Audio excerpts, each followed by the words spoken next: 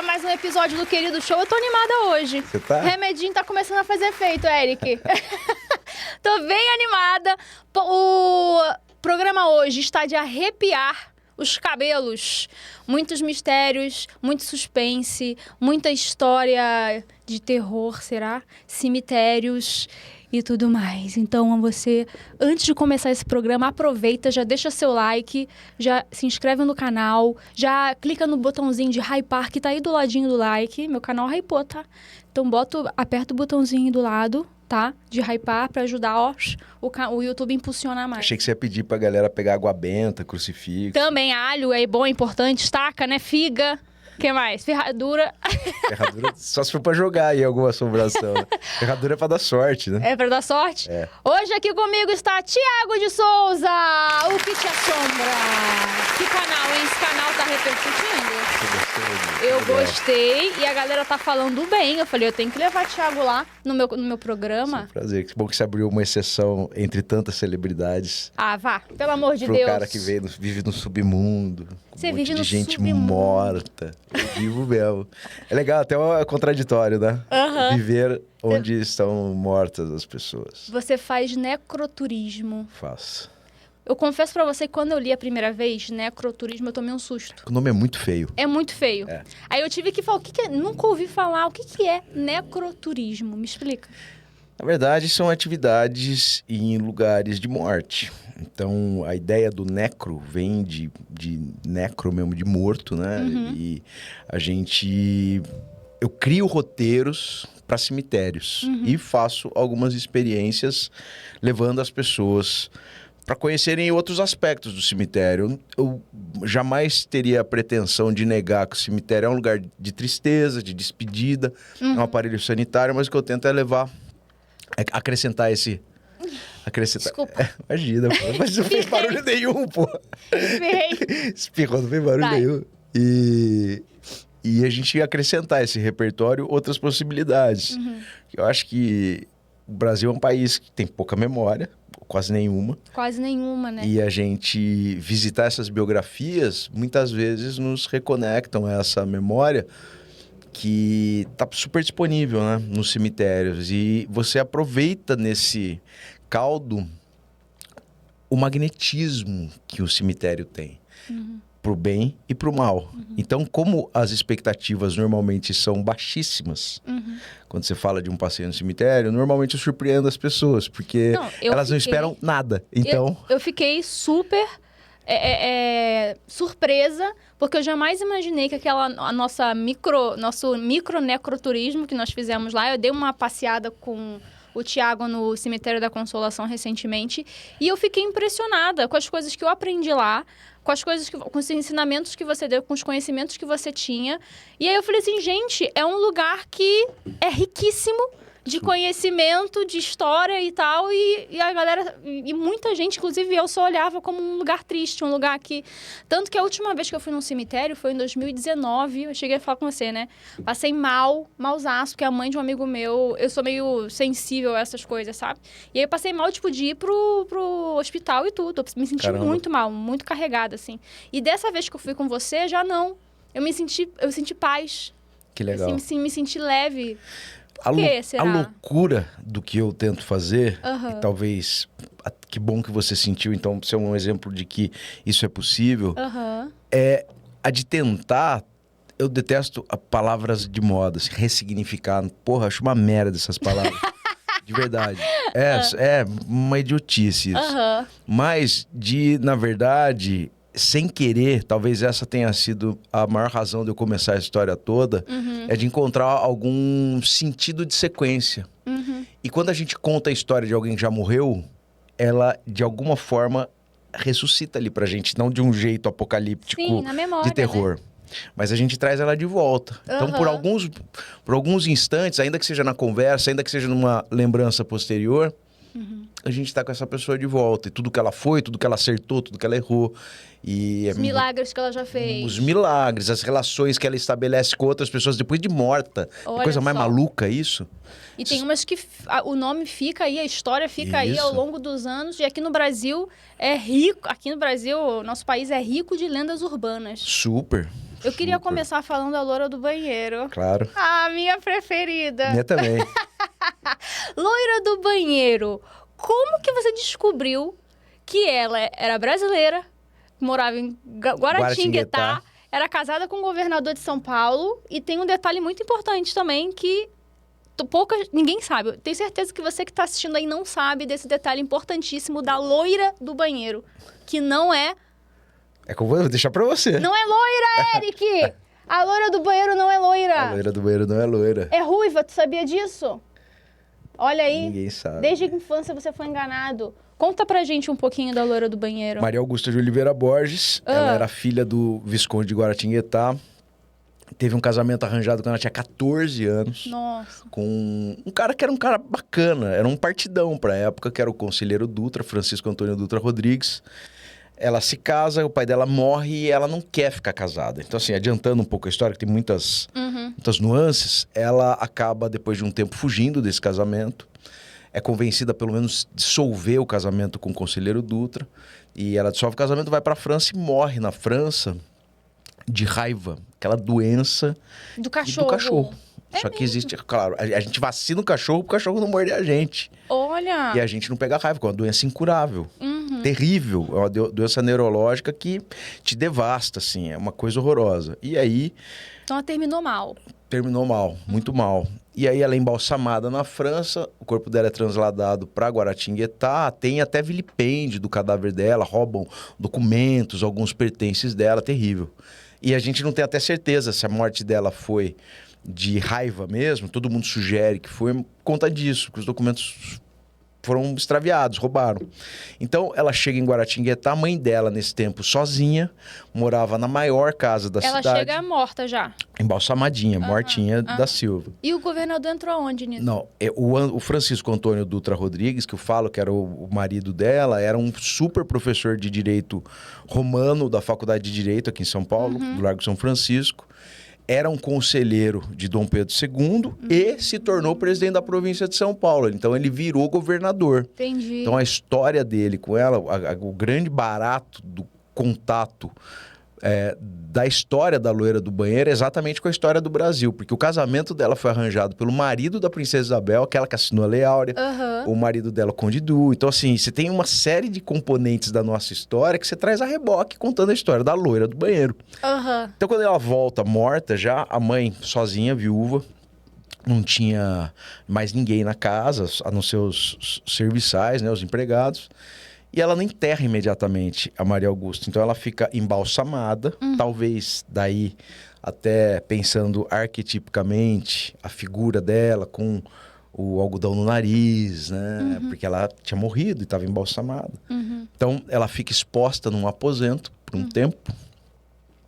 Dizem que ela começa a aparecer aí pedindo água, que é outro indicativo de raiva, porque raiva, um dos sintomas da raiva é a hidrofobia. Você não consegue beber água, mas tem sede. E medo de água.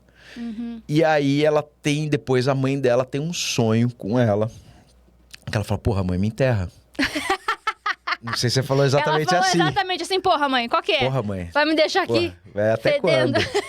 E aí a mãe dela enterra ela no cemitério dos Passos. E fica sozinha na casa. Ela decide vender a casa. Vende pro estado de São Paulo. Que Quer que eu conte a você? Deu Você já sabe. Virou uma escola, Eric. E a Exatamente. casa onde ela morava. Exatamente isso. Continua. E a partir disso, em 1916 tem um incêndio, já colocam a culpa nela. Olha aí. E aí começam, depois que reformam que chama Instituto Rodrigues Alves. Existe até hoje essa escola? Existe até hoje. É uma escola normal, uma escola estadual. E aí ela começa a aparecer na escola e tem um recorte que eu acho super curioso, que é o fato de que foram tantas as aparições dela na escola que ninguém queria ficar mais ao anoitecer, né? Depois do arrebol, depois do entardecer, ninguém mais queria assistir aula, trabalhar e tal. E aí o diretor um dia chama todo mundo, representante de aluno, representante de professor, representante dos outros funcionários, e falava, acabar com essa porra de ninguém, tem que ter aula à noite, tem que ter... E aí quando foi começar a reunião, caiu um lustre em cima da mesa do cara, e aí ninguém mais teve aula à noite, nem ele ficava mais à noite. Foi todo mundo embora, e aí essa história acabou virando uma das histórias, uma das lendas urbanas primordiais do nosso bestiário de lendas urbanas, né? Bestiário é maravilhoso. O bestiário fala das bestas, dos monstros, né? Você consegue botar aí, Eric, a foto da loira do banheiro, que no caso é ruiva? Por que ficou loira? Por que a galera... Sei, eu acho que ela foi se adaptando, né? Ela foi sendo conformada de acordo com a experiência das pessoas. Eu não sei porque, assim... Eu acho que ela tinha que ter um aspecto... no imaginário, né? Tem um aspecto meio jovial pra estar numa escola, porque ninguém sabia que era a casa dela verdadeiramente ali. Então, tanto que tem uma série de outras... É que essa é a bem tradicional. Não, Você colocar Maria Augusta de Oliveira Borges... Maria Augusta de Oliveira Borges. Eu acho que as pessoas não sabiam... Augusta... de Oliveira Borges. De Oliveira Borges. Eu acho que as pessoas não sabiam muito bem a razão de existir uma fantasma com esse recorte. Né? É essa. Essa aqui, Eric. Essa aí. Nossa, loira. Essa aqui é do casamento dela. Essa aqui? Essa aqui, exatamente essa aqui. Que o Eric tá mostrando do lado. Essa aqui é do casamento dela. Essa é do casamento dela real. Essa é do casamento Novinha, dela real. Olha, e ela morou em São Paulo num tempo. Ela morou na rua Roberto Simonsen, ali perto do pátio do colégio, no número 79, onde tem um café chamado Cama e Café Brasil. E se você quiser ir lá tomar um café na casa da loira do banheiro, você vai tomar um café na casa da loira do banheiro, onde ela viveu um tempo com o conselheiro Dutra. Olha recebeu aí, a visita de Dom Pedro II, Olha na aí. cidade de São Paulo. Caraca, lendas urbanas brasileiras. Vem cá, tem uma curiosidade também que eu escutei você falar no podcast que eu achei maravilhoso. O Chororó já viu um lobisomem. O Chitãozinho e Chororó já viram um lobisomem. Me conta essa história. Eles fizeram um show nos anos 70, começo de carreira, e estavam indo em direção a Jaú, se eu não me engano, a rodovia Washington Luiz, e tinha um desvio. Então eles começaram a diminuir, tinha sinal de que ia ter um desvio, não sei o quê. E quando eles chegam onde é esse desvio, tem uma criatura justamente na cancela do desvio, um cachorrão, um bicho grande. O Chitãozinho, o Chororó e o produtor. Então os três viram a mesma coisa. A luz piscou, não sei se vocês repararam. Acontece direto comigo. É mesmo? São os encostos. É mesmo? Tá falando sério? Não, isso acontece mesmo comigo sempre. Eu tô no Porque lugar... é a segunda vez que essas luzes piscam aqui, a gente falando de coisas sobrenaturais. A primeira vez foi com a Chaline, a luz piscou, o pessoal achou que era sacanagem. Agora, de novo, a luz piscou. Comigo, né? Pelo amor de Deus, hein, ô loura do banheiro. É que a Chaline, ela adivinha as coisas. Aí eu não... Ela já adivinha pego o futuro, você é o sou- passado. Exatamente. Eu revelo o passado.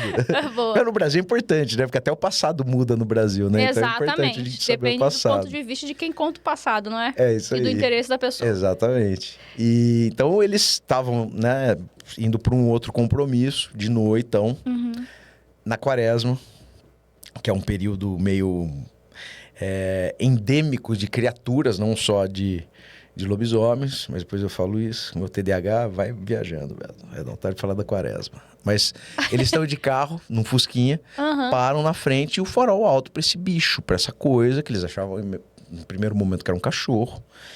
E aí os três, um olha pro outro e fala assim, todo mundo tá vendo, né? Todo mundo tá vendo. E aí a criatura levanta, fica em pé e sai pro mato. Mas no tempo suficiente para eles apreciarem aquilo tudo. O bicho foi pro mato, eles aceleraram, foram embora e ficaram um tempo. Era um urso. O urso em Jaú, em Araraquara. Saída de Araraquara. Pô, acho que é mais fácil achar um Saída urso. de Araraquara. Mas lobisomem fugiu, né? existe, cara.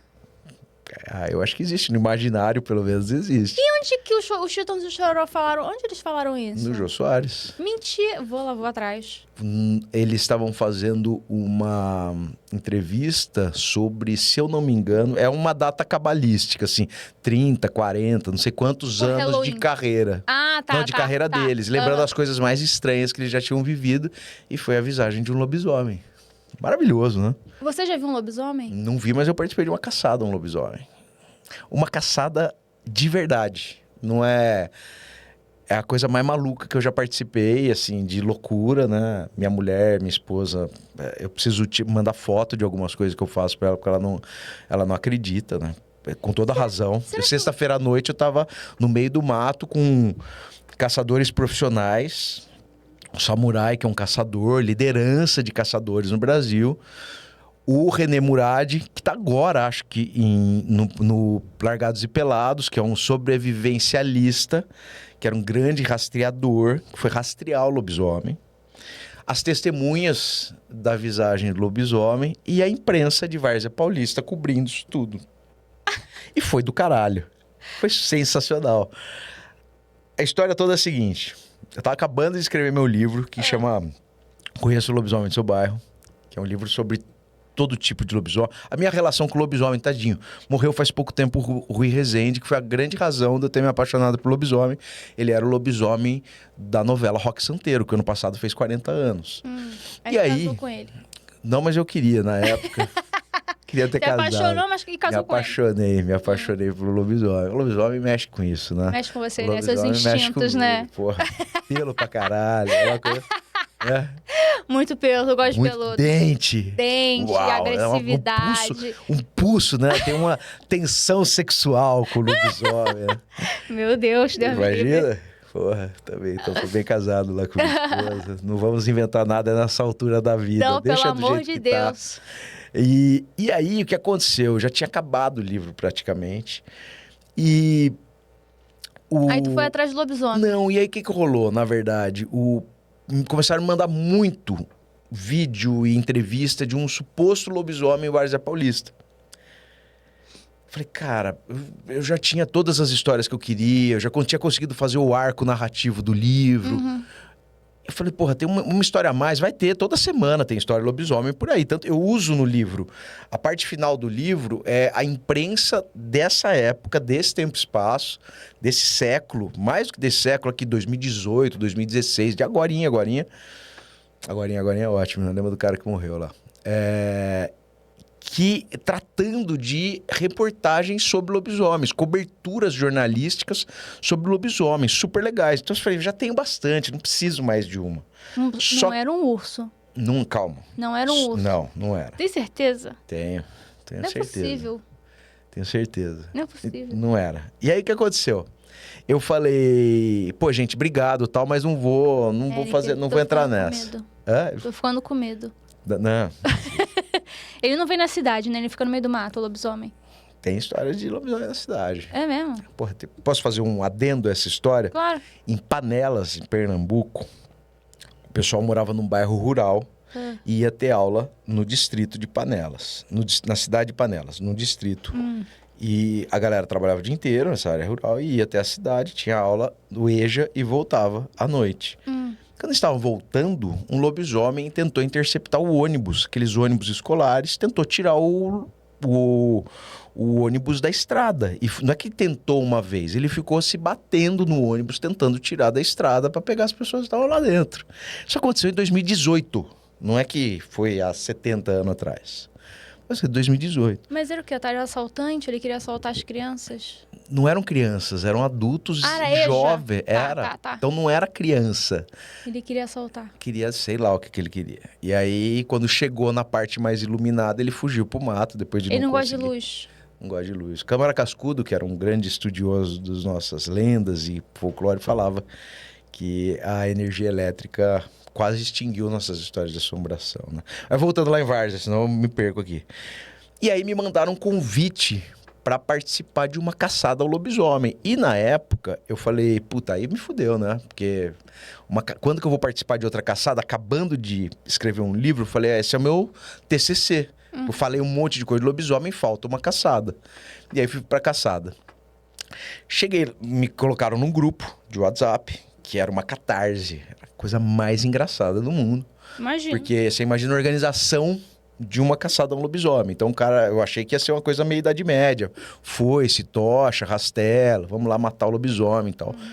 E a galera Pô, vou caçar lobisomem? Vou levar arma. Então teve um conflito de armamentistas e de não armamentistas. Eu quero matar o lobisomem. Queria matar o lobisomem. Eu sou a Luísa Mel do lobisomem. Eu não quero deixar. As mulas sem Protejo. cabeça. Lobisomem Lives Matter, lógico. Curupira. Claro, Você 100%. protege todos eles. Protejo essa galera toda.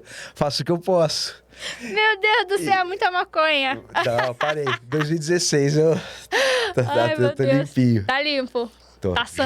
juro. E aí, cara, me botaram nessa porra de grupo que tinha 150 pessoas frenéticas organizando um negócio, porra, briga de político, porque aí tem isso, né? O armamentista com o que não era armamentista. Bom, você imagina o que Thiago, virou. Você achou o lobisomem. Calma. Ou não achou o lobisomem. Fui lá pra caçada. Você chegou na floresta sexta-feira à noite. Não, fui lá no ponto de encontro, não tinha ninguém. Tinha 150 pessoas em Catarse no grupo de WhatsApp e lá não tinha ninguém. E aí eu liguei pro cara, falei, porra, cara, vim até aqui.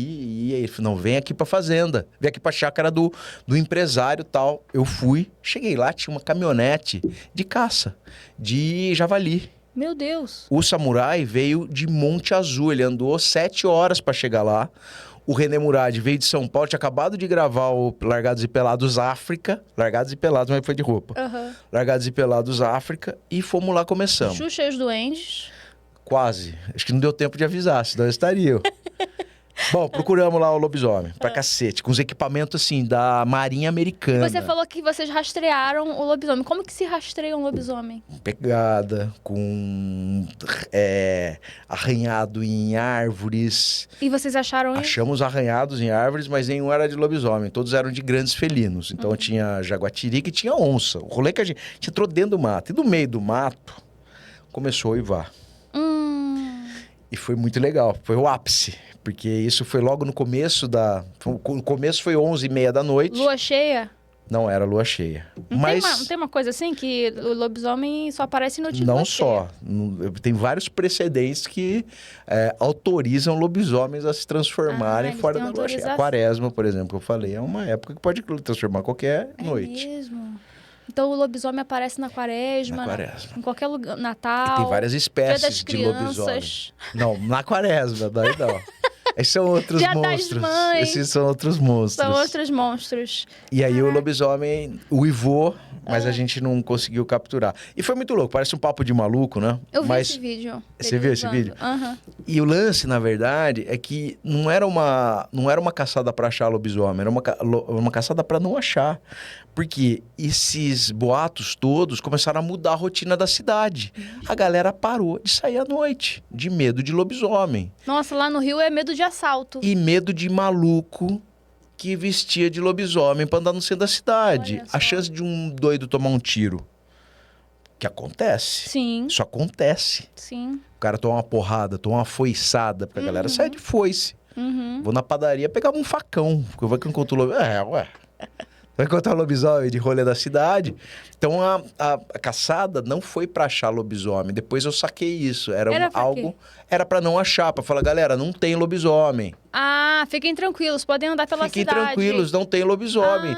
Pra você ver o nível Da da loucura. força que o rolê. Ia falar E a das força... suspeitas Aham. do Que lobisomem. loucura. Será que então o chupacabra não era um lobisomem? O René Murad, que é esse sobrevivencialista, apresentador da Discovery, campeão do Largados e Pelados, falava que podia ser. A teoria dele era essa. Ele comia os pescoços dos animais e tinha marca de dente e de unha. O samurai achava que era um lobo-guará com sarna, ou um tamanduá, bandeira com sarna. Você vê um urso com sarna, é muito assustador. É mesmo? Um urso, você tá falando do urso. Aham. Se você procurar urso com sarna no Google, é uma criatura muito feia. É mesmo. Mas é feio num nível que você encontrar no mato, você acha que é um demônio. Tiago, eu me lembro que o Gugu, nessa época do chupacabra, era muito louco, porque a gente não tinha internet. Então tudo que aparecia na TV era verdade. E eu me lembro que ele levou uma Mas não é? bancada. É verdade, tudo que aparece na TV é verdade. As pessoas são maravilhosas também. Ó o urso com sarna. Nossa, que coisa feia. Ó, você vê isso aqui na... Parece um humano fantasiado. Parece um humano fantasiado. Parece um Ó, rato gigante. Se você encontra isso no mato. Nossa, que feio. Horrível, na, né? TV é tudo verdade, as tudo pessoas são verdade. todas muito legais. Porra. Todo mundo é legal. Todo mundo é legal, pessoal bacana pra caralho. O que eu ia falar? Aí eu me lembro que ele levou uma bancada e tinha a raia. E aí uma das coisas que o cara falou lá na hora, eu me lembro que eu era criança, o cara falou, pode ser uma raia, a gente trouxe uma raia aqui pra mostrar, era uma raia, a raia do mar. Eu falei, eu criança, eu falei, gente, como é que uma raia sai do mar, vai pro meio do sítio da fazenda, come os animais e volta voando pro mar? E todo mundo assim, não, gente, pode ser mesmo uma raia, todo mundo acreditando que era uma raia. Eu nunca mais esqueci. Eu fui em alguns lugares onde houve a aparição do... Porque a gente tá vivendo no momento da revelação, né? A gente tá agora conversando aqui. A qualquer momento, os americanos, que também só falam a verdade, podem mostrar pra gente. O Pentágono pode liberar pra gente as imagens de ETs que eles guardam. O que você acha sobre isso? Você que acredita em lobisomem. Tu acredita Eu em acho ET? mais fácil. Eu adoro o Cortella, que fala que... Como é que ele fala? A prova não é assim, né? Eu imito muito mal. A prova de que não existe. De que existe vida inteligente fora da Terra é o fato deles nunca terem vindo para cá. Eu sou meio partidário dessa ideia de que a prova de que não existe...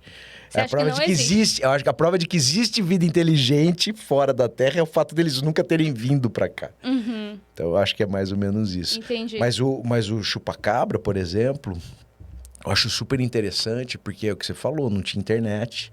A chance de uma pessoa fazer uma crueldade com um bichinho para aparecer na internet hoje é muito maior do que aquela época. Sim. Então é muito estranho mesmo tudo o que aconteceu. E esse fenômeno, a gente vê isso tudo à luz do Brasil. Eu estava morando na Inglaterra em 97. E lá tava bombando esse assunto, porque Porto Rico, Guatemala, vários países... Por isso que chama chupacabra. Eu não sabia que tinha outros países, não. Eu achava que era só no Brasil. Nada. Essa lenda, então, se espalhou. Essa lenda começa de fora e vem pro Brasil. Ela vem da América Latina e chega no Brasil. Nossa. O caso primordial do chupacabra é Porto Rico.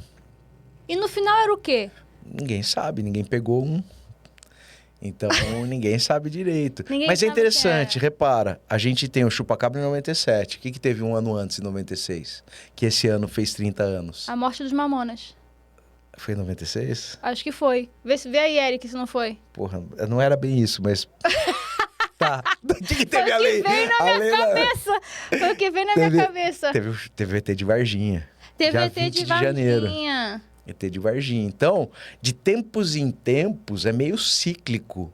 De tempos em tempos... Foi isso mesmo, 96? Caraca, eu fui muito rápido agora, hein? Muito ligeiro, hein? Ali. Inversão de expectativa inteira mesmo. Que teve? Mas porra, não, me marcou muito. Era. Não, todo mundo. Aham. Mas teve o ET de Varginha, que é muito louco também, cara. Eu fui pra Varginha, é muito estranho o que aconteceu. Eu fui agora. Que aconteceu mesmo? Alguma coisa aconteceu. Ninguém sabe o quê. Porque ninguém trata com integralidade o assunto Varginha. Varginha não foi só dia 20 de janeiro. Teve um rolê uma semana antes. Nos anos 70 teve aparições de Varginha e falam que Varginha é uma rota de ET, porque os ETs vão até São Tomé das Letras. Para aprender a língua portuguesa. Por isso que eles vão para São Tomé das Letras. Tá bem que você é uma pessoa Porque inocente. eles querem se comunicar com a gente. Pode ser. Ia pensar outra coisa, consumos de outras substâncias. Que tem bastante. Que lá também tem? Tem bastante. Eu não sou dessa galera. Tem bastante. Também não, mas tem bastante. Ah, Eu ouvi falar, um amigo meu falou. Um amigo meu me falou. Um amigo meu me falou. Caraca. Então, na verdade, era isso. Ele caiu em Varginha. Ele não estava indo diretamente Era pra rota. Varginha. Era a rota de voo dos ETs. A ponte aérea é Marte, São Tomé das Letras. Eles fizeram uma escala ali. E aí cai uma nave, a história, vamos lá, vamos abraçar a hipótese, tá? Cai uma nave uma semana antes, tem um piloto de ultraleve que tá indo para Três Corações, que é do lado, e ele vê a nave caindo e ele achava que era uma aeronave, não sabia que era uma nave espacial. E quando ele chega, tá o exército lá, fala, some daqui, não sei o quê. Ele viu peça, viu coisa. Isso uma semana antes. E o exército não deixou chegar perto? Nunca deixa. Tem isso. O exército nunca deixa você chegar perto de ET ou de nave. É muito chato. Que loucura, né? Podia O mundo deixar, tá chato. Vamos ser amigo. O outro mundo tá chato, né? Não é só o mundo tá chato, é o De outro todos mundo. os mundos. Ai, não Todos aguento os mais. mundos estão chatos, né? O exército não deixa a gente chegar perto de ET quando você vê uma nave cair. E aí o que acontece? Na véspera do grande acontecimento, que foi o encontro das meninas com o ET naquele terreno baldio, uma família na madrugada escuta um barulho estranho, abre a janela e tem um ônibus. Eles descrevem como um ônibus ou um submarino, formato, era uma nave, eles sabiam, pairando na fazenda deles. Antes das 3 da tarde do dia 20, crianças jogam pedras em criaturas de um pasto numa fazenda e, passado algum tempo, figuras fardadas entram nesse mato onde as criaturas tinham fugido, escutam alguns disparos e veem esses caras levando sacos de dentro do... Agora eu vi a luz. Tô te falando. É só no meu programa que acontece isso. Os sacos com provavelmente ETs corpos de dos Varginha. ETs. Ou a loira do banheiro. Agora a gente tá em dúvida quem pode ser. E, finalmente, às 3 da tarde, por conta de uma grande tempestade, ainda tem isso, ainda tem um assunto meteorológico, né? É uma super tempestade em Varginha. As meninas tentam cortar caminho num terreno baldio para fugir da tempestade. Quando elas atravessam, tem uma criatura marrom, toda meio oleosa, olhos vermelhos, aqueles 3 chifrinhos, olha para ela. Eu fui no terreno. O terreno tá fechado hoje. Um cara que chama Marcão Tip Top, super gente boa, que é diretor do zoológico, que depois, isso foi em janeiro, em abril teve a aparição do ET no zoológico, uma senhora que era super cheia de créditos com a comunidade, assim, não era uma doidinha, era uma senhora que tinha uma reputação ilibada. Ela vê a criatura e alguns animais morrem. Então, o ET de Varginha tem vários capítulos muito interessantes. Tô vendo. Tem várias coisas que eu não sabia que você Muitos contou aí capítulos. agora. Eu também achava que era só apareceu, legal. Aí tem o Marco Elixerese, que atropelou um ET atropelou o ET, teve um atropelamento de ET em Varginha. E ele abraça o ET, não vai rir porque ele morreu. Ele abraça o ET e falam que ele tinha um furúnculo embaixo do braço, e quando ele pega o ET, ele pega uma super infecção. Eu fui no cemitério visitá-lo, ele morto. Ele... É assim, Gente, cara, ET a tava história de infectado. Varginha... E aí, o que a Será que era? galera acha? Galera de Varginha acha que são intraterrenos. Eles não acham Estão que são... por aqui. E o mais engraçado disso tudo, eu falei pro Marcão, O Marcão, Eric tem a cara de ET mesmo. Não tem? Olha lá, a cara dele de... cara que mexe com... Pra mim, cara que mexe com essas coisas assim, eletrônica, tem essa... Isso é tudo engenharia reversa. Exatamente. E aí, Eric, tô com medo de você. O Marcão... Vai me passar infecção. É uma DSET. É DSET, Ah, isso é olha bom. aí, Brasil. Muito bom, muito DSET. boa. Muito boa. O que é muito louco é que alguma coisa aconteceu lá, porque o Marcão falou, cara, teve uma movimentação estranhíssima de militares no hospital, onde tem aquele relato do cara que falou que viu, na cidade inteira, e fica perto da escola de armas, escola de sargentos de armas de Três Corações. E de vez em quando os caminhões eram levados para revisão em Varginha. Só que ele falou, cara, tinha muita coisa, tinha muito helicóptero. Foi um dia muito... E depois teve uma tempestade que arrebentou a cidade. Então, alguma coisa aconteceu ali. Alguma coisa rolou nesse dia. Entendi. E foi, literalmente, a tempestade perfeita, porque, porra, no final das contas... Muitas coisas, muitas histórias acontecem em Minas, né? Muito. Minas Gerais tem uma coisa muito forte, né? É, né? Por que será? Não sei. Miné, por conta da escravidão ser. ali, dos minérios? Acho que tem tudo. Acho que muito misticismo religioso, né? Aham. É uma mistura de religiões, povo muito católico, Dias. Aham. mas ao mesmo tempo tem também o contato com as religiões dos africanos, que, enfim, estavam escravizados ali, né?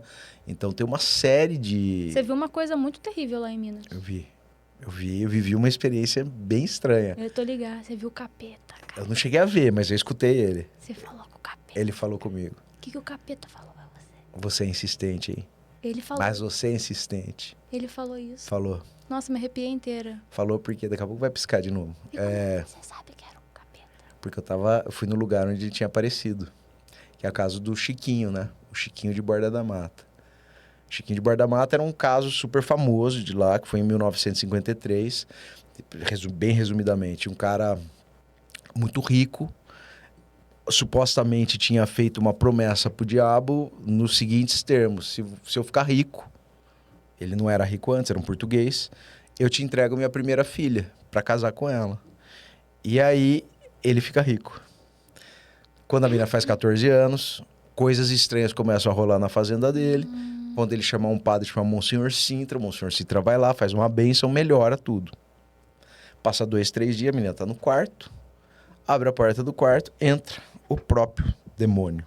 Aquele que a gente vê do Inferno de Dante, né, da Divina Comédia. Um demônio vermelho, chifrinho. E ele fala: oi, eu sou o Chiquinho, eu vim te buscar, vim buscar o que é meu. Claro, ele é mineiro, né? Não ia chamar a Damosteus da Pérsia. Mas ele não é o demônio? Então, mas ele é um acho que se adapta, mineiro? né? É Eles mineiro, se eu adaptam? acho que são filiais, né? É uma franquia. Com todo respeito. Com todo respeito. E aí, o que acontece? A menina sai correndo do quarto, o cara chamou o Padre Sintra, assim, bem adiantando bem a história, pede autorização para fazer o ritual romano, ritual romano de exorcismo. E vai lá no dia e começa a fazer o ritual romano de exorcismo, não sei o quê. Só que, o capeta, ele se materializava, ele não incorporava ninguém. Tanto que não é um exorcismo tradicional, é mais uma desinfestação demoníaca do que... Mandar ele pra luz. Mandar ele pra onde ele... Pra puta que pariu, menos ficar lá atormentando a menina. E aí, ele... Já, depois de muitas horas lá desse processo, e fala em línguas, e fala não sei o que e tal, ele pega o crucifixo e fala: você é o bichão mesmo? Então beija meu crucifixo. E o capeta falou: daqui. E põe na boca e queima a boca dele. E aí o demônio volta a si, depois de dar um puta berro, e fala: olha, Sintra, você ganhou, mas quando você morrer, eu volto. Vou embora agora, mas se você morrer, eu volto. E aí o Padre Sintra, beleza, vive a vida, não sei o quê.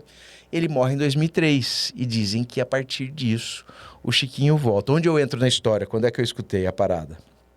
Porque eu fui atrás de todos os pontos ligados a essa história. E quando eu cheguei lá, o capeta chama Chiquinho. Eu achei que era uma coisa meio cômica. Isso é meio bizarro, é? Eu achei que era uma coisa meio cômica. E quando eu chego, ninguém quer me contar. Eu lembrei do Chiquinho da Eliana. Lembra do Chiquinho da Eliana? Lembro. Ele morreu, né? Não, tá vivo, tá? Desculpa. Saúde pra ele. E aí, a galera não queria me contar. Eu já sabia a história, mas eu queria ouvir de lá. A versão do lugar. Galera. E aí uma senhora me conta, e aí quando ela acaba de me contar, me conta numa padaria. Quando ela acaba de me contar, eu falo: eu vou pra cidade, eu vou pra onde aconteceu, quero ir na casa onde rolou. Já tinha ido no cemitério visitar o Padre Sintra, já tinha ido na igreja em que rolou a parada toda, né? Quando o cara invadiu a sacristia pra pedir pro padre. Eu falei: falta ir na casa. Aí me falaram onde é, e a hora que eu tô saindo, tem um casalzinho que fala assim: oi, você chama Tiago, né? A gente escutou e tal. Você tá indo lá onde rolou o negócio do Chiquinho? Eu falei: tô.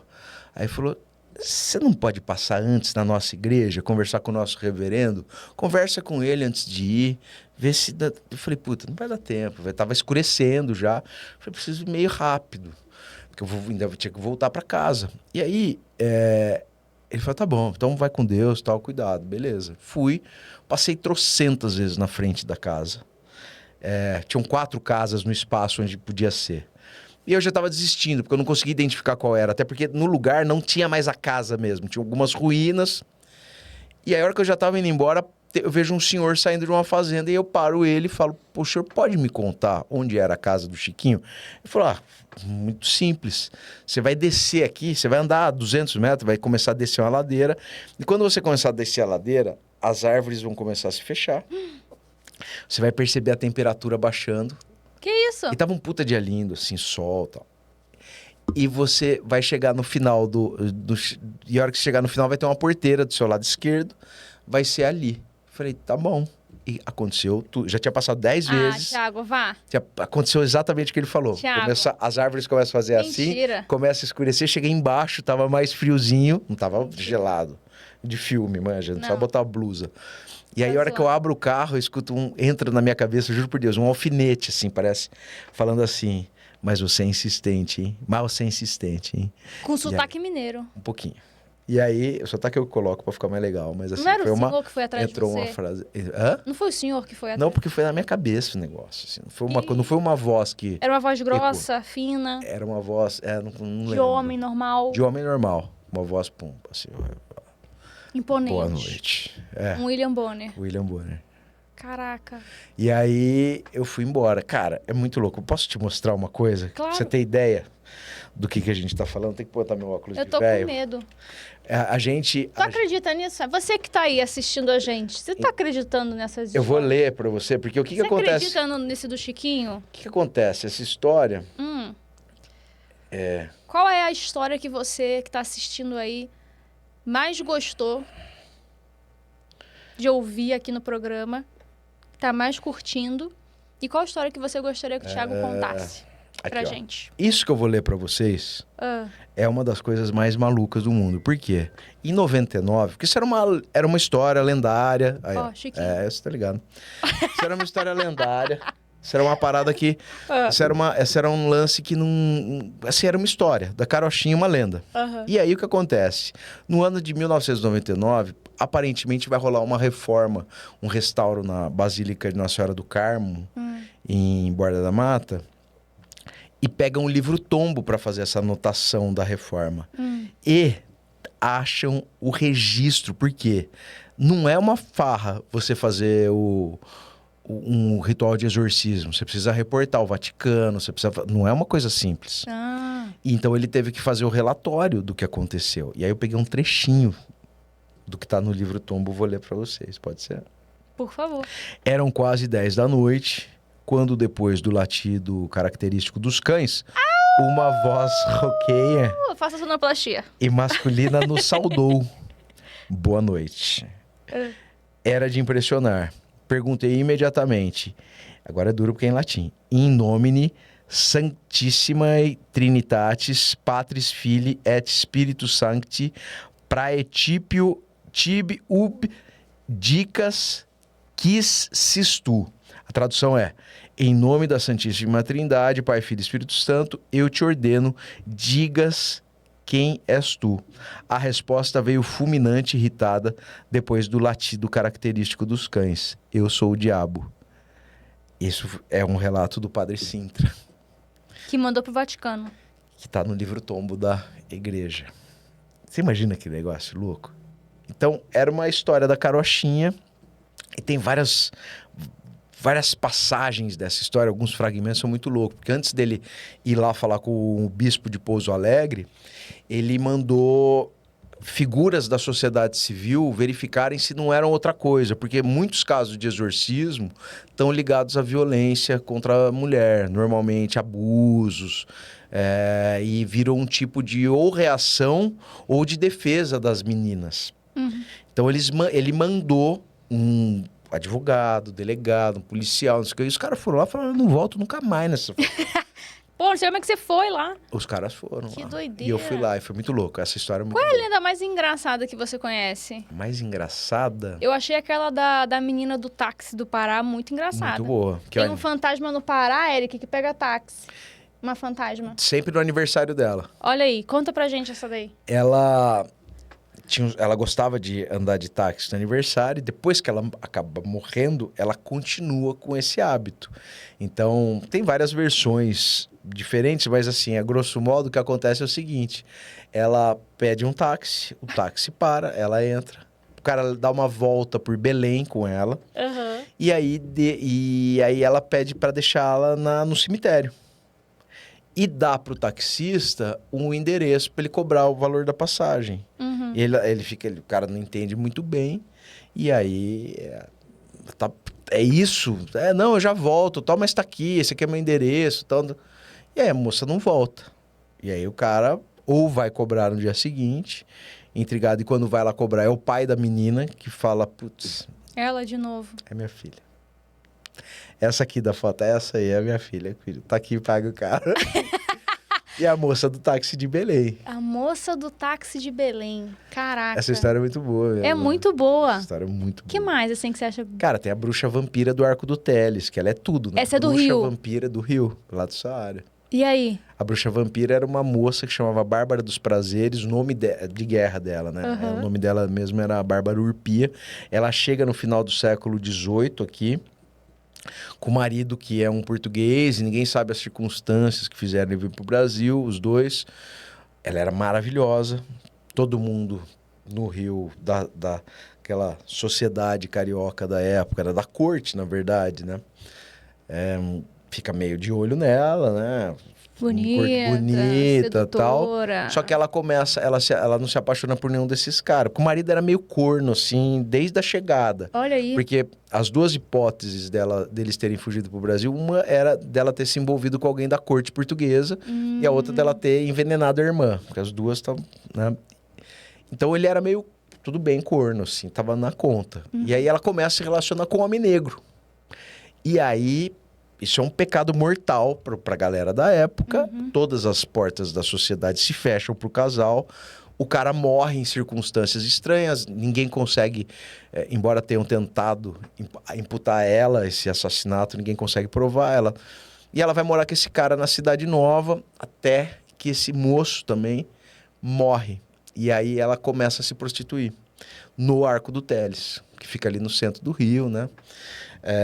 Ela fica muito tempo se prostituindo, vai para a Guerra da Cisplatina atender soldado, volta super doente, cheia de doença e mais velha, então ela começa a perder a beleza. E ela é Bárbara dos Prazeres não pela profissão, porque ela era devota de Nossa Senhora dos Prazeres.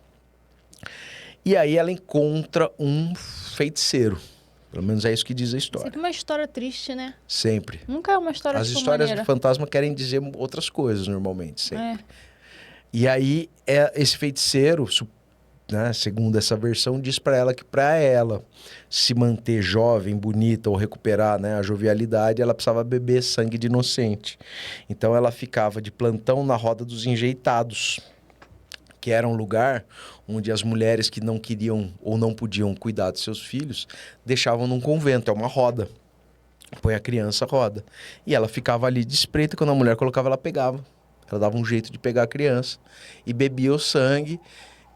Essa é a história. E aí que tem várias... Aí uma palavra da moda. Tem várias camadas essa história. Ela é mais complexa do que isso. O fato é que um corpo com a descrição dela, depois de um tempo, é encontrado boiando num laguinho ali da região.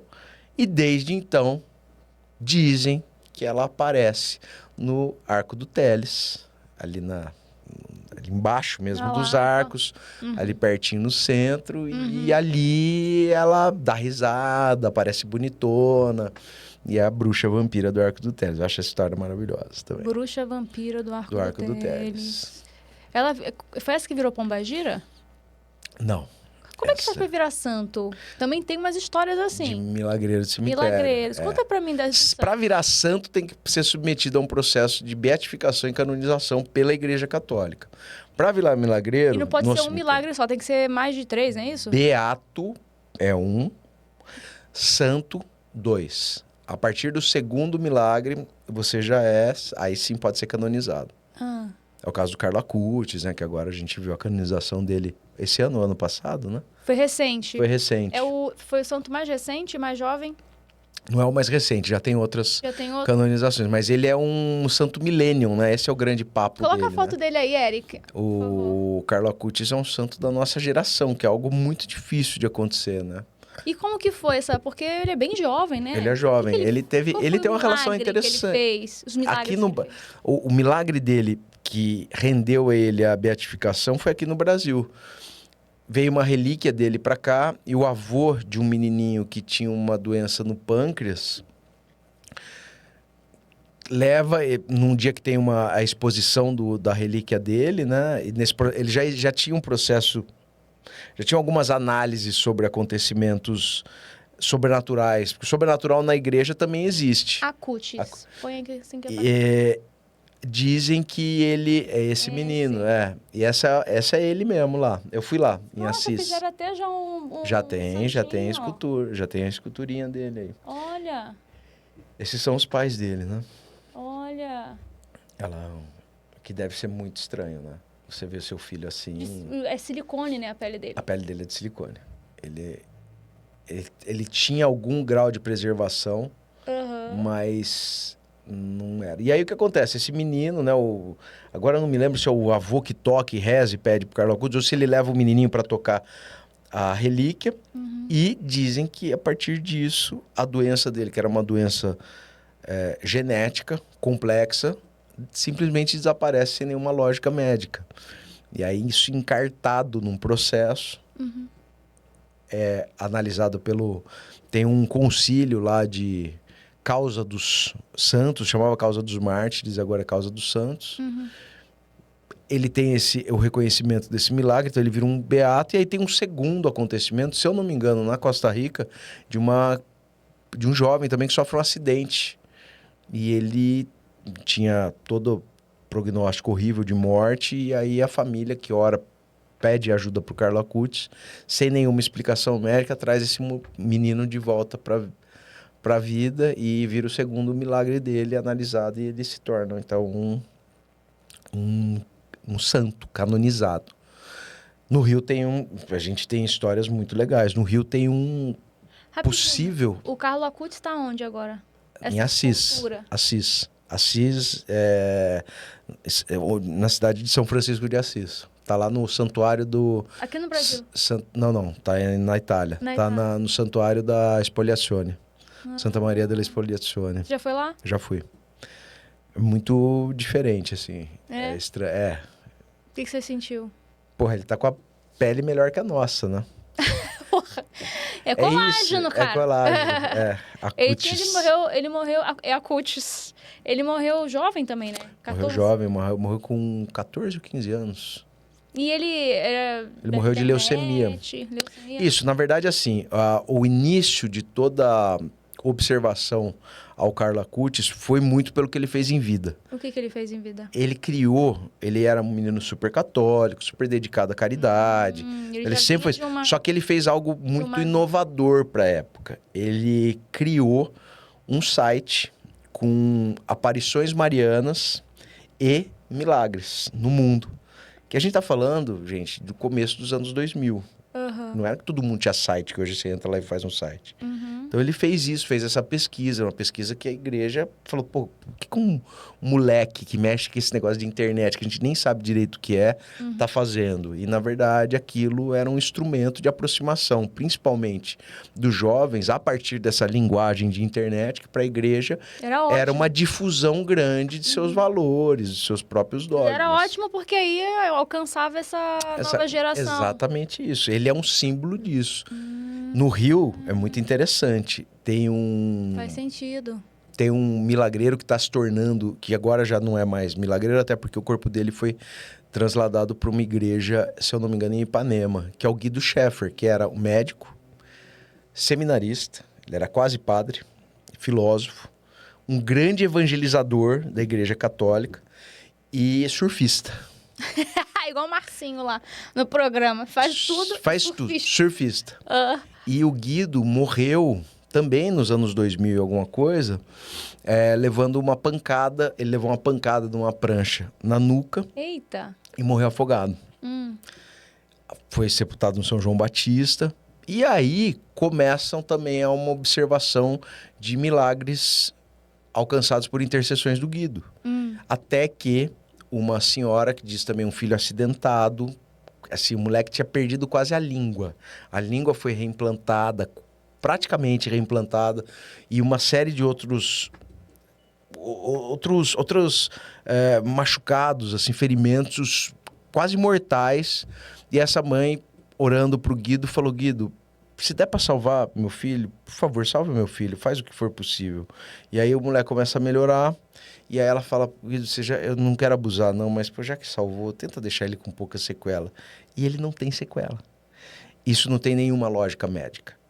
E aí isso encartou um processo também de beatificação primeiro, e depois, provavelmente, pelo número de milagres, talvez venha também de canonização.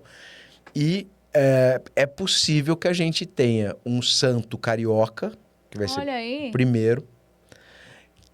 A gente tem a Odetinha também, que é muito famosa. Não a Reutemann, ela era boazinha. Essa Odetinha era muito boazinha. Era uma milagreira também, fazia milagre no cemitério, mas depois do início dos processos de beatificação dela, ela foi retirada do São João Batista. Mas o Guido pode virar, ia ser incrível, né? Guido. O primeiro nome dele era Power. Não era Guido. Cadê o Tudum? Guido Scheffer. Cadê, Eric? Tá dormindo? Guido Scheffer. O primeiro nome não era Power. Não, era Guido Scheffer. Tem gente que achei que era Power Guido. Não. E aí o Guido, ele pode virar, já provavelmente se tornará um beato e depois um santo carioca. Olha aí, eu zoando. E o santo carioca, o santo carioca... Desculpa, santo. É que você é carioca, né? Desculpa, cariocas. Ele vai ser um santo que era médico, Olha aí. que era padre e surfista. Médico, padre e surfista. Nada a ver com nada. Rolê super aleatório, né? Muito As aleatório. três coisas não tem muito a ver, né? Caraca. Ou tem tudo a ver também, né? E a gente... Pau erguido. Santo pau erguido. Mas para virar um milagreiro de cemitério, porque a gente falou tudo aqui de pessoas que estão caminhando para outros lugares, né? Para virar um milagreiro de cemitério, basta que alguém reconheça naquela pessoa, naquele túmulo, ou aquela pessoa naquele túmulo, a capacidade de ajudá-la em alguma questão. E aí o que acontece é que se você alcança alguma graça por intercessão dessas pessoas que estão enterradas, elas normalmente esse devoto vai lá e agradece com uma plaquinha ou com uma outra manifestação e ajuda a partir dessa demonstração que a gente chama de ex-voto, de ex-voto, a contar para a posteridade que ali há alguém que pode ajudá-las em outras questões. E é muito legal isso. Eu acho isso muito legal. Eu estudei todos de São Paulo. Não sei se alguém já fez o que eu fiz aqui. Então, eu acho que o que eu fiz talvez eu tenha sido o primeiro maluco que saiu atrás em todos os cemitérios públicos da cidade, atrás de túmulos que... Contassem histórias. Não, contasse histórias deve ter mais gente, mas contasse esse tipo de história. Que contasse histórias de milagreiros de cemitério. Sim. E eu já poderia atualizar, porque devoções nascem e morrem, né? Então a gente tem algumas muito curiosas. E, essa não está em um túmulo, num cemitério público, mas, por exemplo, eu sei que há um processo que eu não sei se é de fã de idolatria ou se era de milagreiro, sempre tive essa dúvida com Ayrton Senna, que é um dos túmulos mais visitados da cidade de São Paulo. E eu tomo super cuidado para contar isso, porque eu sei que a família do Senna toda é evangélica, ele também, mas é difícil controlar o acesso de quem gosta dele ou de quem acredita no que ele pode causar a ela, né? Então, eu faço essa ressalva antes de dizer que eu recebi um e-mail de um cara que trabalha com transporte, ele é motorista, e que ele não conseguia aprovar um financiamento para comprar um carro próprio para trabalhar. Então ele tinha que viver alugando, era uma dificuldade muito grande para ele.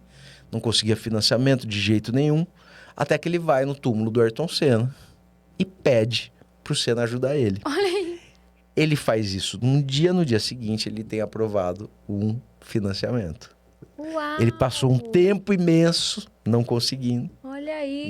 Então, eu estou reunindo alguns acontecimentos para ver se a gente chega à conclusão de que talvez, além do Senna ser um herói nacional, se a gente não vai... Né, uma figura carismática, queridíssima pelo povo brasileiro, talvez esteja ajudando pessoas a resolver seus problemas. Tem a Nair Belo, é a mesma coisa, aqui no cemitério do Araçá. Ó, piscou de novo a luz. De novo. Vai falando dos famosos, vai. Tá indo. Vai falando. Daqui a pouco eles aparecem aqui. A dona Nair Belo... Ela vai ser a santa dos comediantes. Pra quem não tem graça, vai lá e pede pra ajudar ela. Tá fala, me ajuda. A ser Olha engraçado. Que vai uma galera, eu vou ser engraçado. uma. Vou chegar lá. Isso é engraçadíssimo. Não. E aí, a dona Nair, eu encontrei um dia visitando o túmulo dela, um ex-voto, uma foto. Eu registrei isso, porque eu pesquiso. Muita marca de vela, isso eu encontro direto, mas eu nunca tinha visto uma manifestação agradecendo ela. E aí, qual que era a minha dúvida? Comecei a pesquisar a vida dela, a biografia dela. E a minha dúvida sobre quem fez aquilo fez por uma ajuda depois dela ter morrido ou antes, é porque a dona Nair Belo, além de ser, essa pessoa gigantesca, desde o rádio, né? Uma história linda dela, artisticamente. Ela perdeu um filho no final dos anos 70, num acidente. ficou submersa numa baita depressão, que é super compreensível. E quando ela sai disso, ela sai porque ela começa a seguir a doutrina espírita, ela começa a ajudar mães que passaram pela mesma coisa. Então eu não sei se alguém que ela ajudou em vida ainda, porque ela acolheu muitas mães que passaram por esse infortúnio, essa tristeza, ou se foi depois de ter morrido ajudado alguém. Então eu acompanho... Não tinha assinatura da pessoa nesse bilhete? Não tinha. Senão a gente rastreava ela, né? Queria muito saber, assim. Não, eu tô indo, uma hora talvez eu encontre, porque eu vou muito. Então, não adianta, processo devocional você precisa acompanhar um tempo. Não adianta ir lá um dia e falar, é isso aqui, você tem que ir. E por que a Nair Belo pode ser a santa dos comediantes? Não sei se você tá na sua conta. Foi você que falou isso pra mim. Eu tenho gravado aqui. Juro mesmo? por Deus, eu vou te mostrar. Agora não, que senão a gente vai perder tempo. Bom. Eu não Mas sabia, não você sei. que falou. Fui eu que falei? Foi você que falou. Não sei, você entendeu. Talvez tenha falado era uma comediante que talvez ele milagreira e tal. Então. Deve ter sido isso então. Será Pode que eu entendi ser, errado? mas tudo bem. Mas pode ser, de repente o que tá faltando é exatamente essa demanda. Eu tenho uma santa mesmo, um santo. Porque você sabe que tem uma menininha em Campinas, chama Marta Penteado. Ela morreu em 1907. De tanto laque. Não, tadinha, ela morreu com... Calma, Ju. Porra, ela morreu com um ano, calma. Desculpa. Não, tudo bem. Mas foi em 70 e pouco. Não, 1907, faz mais de 100 anos. 1907. Aí tudo bem. E aí o que acontece? Se fosse agora? Em 97... Porra... Em 97, difícil, cara. Esse desafio de manter o decoro com vocês, comediantes, é sempre muito difícil. Não, mas a gente tá comentando sobre assuntos, né, legais, assim, curiosos. Um clima massa. Gostoso. Criança de um ano que morreu. Não, mas em Eu sei. 1907, Não, já tá agora até reencarnada já. Já, com certeza. Ou continua... Não, então, calma. Não. Tem a ver com reencarnação? Não tem, talvez, ó. Aí em 97, tem um livro de um querido amigo jornalista chamado Elcio Henrique Ramos, que ele acompanhou a rotina do cemitério por 6 meses, praticamente todo dia. Então, ele viu essa devoção nascer 90 anos depois, o que é muito difícil de acontecer em processos devocionais em cemitério, porque normalmente ele acontece por conta da comoção gerada pela morte. Ou então pelo corpo incorrupto, quando a pessoa é exumada e o corpo está preservado. Então, depois de 90 anos, é difícil começar um processo devocional. Mas o dela começou. Ela já começou a trabalhar 90 anos depois. Então, tô falando isso tudo por quê? Qual que é a volta tudo que eu dei? Porque a gente tá falando da dona Nair. De repente, se mais gente for lá pedir, e se acabar sendo esse público, um público ligado à comédia, que era a verve dela, né? Pô, a verve cômica. Incrível. Talvez ela comece a atender. Ia ser uma excelente representante. Existem precedentes de milagreiros que ela, a Dercy. Imagina. Dercy é maravilhosa. Ia ser incrível. Dercy é maravilhosa. Não, você tem, assim, a gente tá falando de comediantes, tá? Não é uma comparação, por favor. Do Penteado, o que aconteceu com a Penteado? Ela, depois de 90 anos, ela começou a fazer milagre. Em 97, começam uma criança de 1 ano. De 1 ano? Acontece muito. Mas aí se reencarnou. Cara, é muito... Mas aí é uma mistura, mas aí já é uma mistura de religiões. Aqui no Araçá, tem um cemitério do Araçá, tem um milagreiro chamado Menino Guga. Esse Menino Guga, com 3 meses, começou a falar. 3 meses. Começa a falar, blá, blá, blá, blá, normal. Com 6 meses, ele começou a andar.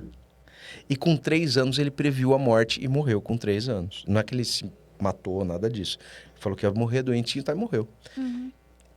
A família é uma família espírita e a família identificou nele essas pessoas mais eruditas, né, da doutrina espírita, falaram, o Guga não tem nada de estranho, ele é simplesmente uma alma muito antiga e que vai ficar pouquíssimo tempo aqui. Por isso que ele com 3 meses começou a falar, com 6 começou a andar e com 3 anos já falava coisas de uma racionalidade imensa, até sobre vida e morte, e morre muito cedo. Então quem viveu com essa criança, viveu essa experiência muito maluca. Muito maluca. Então, os milagreiros têm cada história muito legal. Tem história, por exemplo, em Marília... O Roberto de Ogum falou que meu espírito também é de velho. É? Então, pode ser. Eu já vim aqui muitas vezes. Eu não aguento mais vinho. Não, mas deve estar acabando, então. Então essa é a última, talvez. Será que esse Ser ano é o muito último? velho. Ele falou que eu Ou sou precisa se muito comportar melhor, né? Por exemplo, não tirar sarro de crianças que morreram. velha. Não tirei sarro, gente. Eu falei que era penteado por causa do laque, mas eu nem sabia que era uma criança. Você não tinha falado. Eu não tinha entendido a história. Agora, desculpa, eu que não entendi. Você que... O laque é por causa do penteado. É. O sobrenome. Entendi. Eu Agora falei, entendi. morreu entendi, com muito entendi. laque, asfixiada de laque. Entendi. Aí você, pô, mas é uma criança de 1 ano. Como é que eu ia saber? Você não falou? Entendi agora. Não, agora entendi a piada inteira. Eu que não tinha entendido a piada, tá vendo? É porque a piada foi Raciocínio- ruim também, Não né? foi, não, Foi mas ruim. foi boa. Não, foi politicamente incorreta. Ok. Pro nosso mundo lá. Pro nosso Mas foi em mundo. 1907. Não vai ter nenhuma reclamação sobre Ninguém vai me isso. processar. Eu também acho que não. A Tá galera que tem o prescrita. sobrenome penteado não vai me processar. Eu também acho que não vai. Agora não vai. Mas, por exemplo, em Marília, tem um... Essa é ótima. Tem um ladrão chamado Pé de Veludo. A maldade... Posso rir desse? Pode. Pode rir de quem você quiser. Pô, Pé o programa de é seu. veludo. Eu já ouvi boquinha de veludo e bumbum então. de veludo. Agora, pé de veludo Pé de é a veludo. primeira vez. Por quê? Ele era um ladrão de casas. Ah, E ele... A brisa dele era entrar em casa ah. com gente dentro, as pessoas dormindo, evidentemente, e ele não ser percebido. Então, ele não é que ele entrava e roubava e ia embora. Ele entrava, ia na cozinha, comia... Fazia um lanche. Fazia um lanche. Olha só. Ia no banheiro, cagava. Não dava descarga, senão o pessoal acordava. Deixava Mas o presente ainda. largava lá. Às vezes deixava bilhete fazendo considerações. Olha, a comida é ruim, o banheiro é ótimo, não sei o quê. E tinha um radialista que era o inimigo número 1 dele. E um dia ele foi na casa do radialista. Pô. E ele entrou no quarto do radialista, comeu comida na cozinha e tal. E aí pro radialista ele deixou um bilhete mais ou menos assim. Olha, a comida é ruim, mas a sua esposa é muito bonita. Atrevido ele. Atrevido. E aí, esse cara era de uma família não a família inteira, que eu não sei, mas alguns membros de sua família também eram criminosos. E ele é morto com o irmão numa circunstância que o irmão tinha matado um delegado. Uma desgraça era. E aí, por ele ter sido um cara meio Robin Hood, então ele dividia os proventos do crime, ele agradava a comunidade, não sei o quê. Quando ele morre, tem uma certa comoção. Metade da cidade, quem não era roubado por ele e era ajudado por ele, gostava dele. Quem era roubado por ele, odiava ele. Nossa, que história mais Chama atual. Guaraci. Chama Guaraci. E aí o Guaraci vira um milagreiro de cemitério em Marília, no Cemitério da Saudade. Muito famoso, chamado Pé de Veludo. Não é Boca de Veludo, é o Pé de Veludo. Pé de veludo, porque ninguém ouvia ele, ia no sapatinho. Exatamente, ninguém escutava Na ele. pontinha do pé. Caraca. Tem mais algum famoso? De pode milagre. que pode virar santo? Não, você tem a Clara Nunes, no São João Batista, que tem placas de ex-votos também. É E mesmo. dizem que ela ajudou muita gente em... Clara Nunes tem uma ligação muito forte tanto com a Umbanda como com o Candomblé. Então, quando ela morre, todo mundo já fala que ela era meio que uma entidade, né? A Clara Nunes vocalizou na cultura... Primeiro que a Clara Nunes está brincando agora no negócio de mulher, né? A Clara Nunes, nessa época dela, existia uma mística de que disco de mulher não vendia. E ela vem e arrebenta de vender disco. Então, ela quebra essa mística. E traz na música dela muito elemento de religião afro-brasileira. E aí... quando ela morre de uma forma muito estúpida até. Ela tem uma complicação, se eu não me engano, me corrijam aí, mas ela parece que ia fazer alguma questão vascular, tirar varizes, negócio. Tem um choque anafilático, morre de forma muito estúpida, assim, jovem pra caralho. E aí ela acaba, por conta dessa comoção, muita gente fala que ela virou um ser de luz. E... não demorou para muita gente ir até o São João Batista também pedir ajuda para ela. E lá tem ainda ex-votos de pessoas agradecendo graças alcançadas pela Clara Nunes. Então a gente falou possivelmente, quem sabe, do Senna, da Anair Bela Nair, da Anair, e da Clara Nunes. Agora eu sempre confundo. Leandro. É que morreu o Leandro. O Leandro e Leonardo. O Leonardo tá vivo. O Leonardo tá vivo, o O Leandro de faleceu. câncer. O Leandro... também muita gente ia pedir ajuda para ele. E eu também soube que a família não gostava muito pela religião da família, porque eu acho que eles eram ou são evangélicos. Eles não concebiam essa hipótese, mas muita gente ia pedir ajuda em questões de saúde para o Leandro e diziam esses devotos que eram atendidos. Então, muito legal, é muito interessante, né? Caramba. Mas tem tanta história de milagreira assim. Tem mulher, por exemplo, em Botucatu tem uma milagreira que chama Ana Rosa, que ela foi assassinada brutalmente pelo marido. Eu sei essa história, muito horrível. Muito horrível, assim. Dá pra poupar a galera dos detalhes. Mas ela acabou se tornando... Porque o marido que tinha contratado os matadores morreram em sequência. Os matadores, um que foi preso morreu na cadeia de varíola, o outro que ajudou a matar caiu uma árvore, esmagou ele, e o marido, um carro de boi, decapitou ele. E aí ela se tornou uma milagreira vingadora de mulheres agredidas. Ela atende todo tipo de pedido, mas ela acabou tendo essa ação muito marcada. Teve uma que virou pombagira, que você contou. A Maria Jandira, em Campinas. Maria Jandira. Eu achava que era Ana Rosa. Não, Maria Jandira era uma moça... Assim, a versão popular da história é muito contaminada. Ela não tem, porque ela era, na verdade, o grande papo da Maria Jandira hoje, porque ela vai entrar no meu próximo livro, que é o de mulheres mortas, ou assassinadas, ainda não sei o nome, que viraram milagreiras. E a Maria Jandira, existia uma desconfiança de que ela podia ter sido vítima de assassinato. Tanto que uma base muito sólida da história dela, de alguns dados dela, são a partir do boletim de ocorrência da morte dela, que eu tenho. Então, a história mais popular era de que ela tinha tido uma desilusão amorosa, queria morar com um cara, ela era prostituta, e o cara se apaixona e quer fugir, ele não aparece no dia marcado pra eles irem embora. Tá. E aí ela volta pro bordel, coloca um vestido de noiva, joga álcool no corpo e se mata, é enterrada no cemitério da saudade, começa um processo devocional, e aí existe uma outra interpretação dela, de que a partir dessa história ela vire uma pombagira. Que seria a primeira pombagira brasileira, porque Maria Padilha é espanhola, Maria Quitéria é africana, então ela seria brasileira. A história da Maria Jandira não é exatamente essa, não tem nenhuma referência nos dados formais verdadeiros de vestido de noiva, mas tinha uma certa suspeita pela homogeneidade dos depoimentos de todo mundo, assim, circunstâncias estranhas tratadas, mas não se provou nada contra ninguém. Então, a versão oficial é essa, de que ela se matou mesmo. E a impressão que dá, pela vida da Maria Jandira, é de que ela era uma moça depressiva. E isso que me chama a atenção, assim, esses assuntos, porque a depressão não era tratada na época. Aliás, até pouco tempo a gente falava que a depressão era frescura, era besteira. Ninguém lidava com isso com a seriedade que merece. E muitas vezes o desdobramento dessa omissão coletiva era a morte de alguém por suicídio. E aí vinham outros julgamentos e uma porrada de coisas. Eu acho, a minha opinião, puta, uma sacanagem. Ficar enchendo o saco da família de alguém que tirou a própria vida, que não segurou a barra.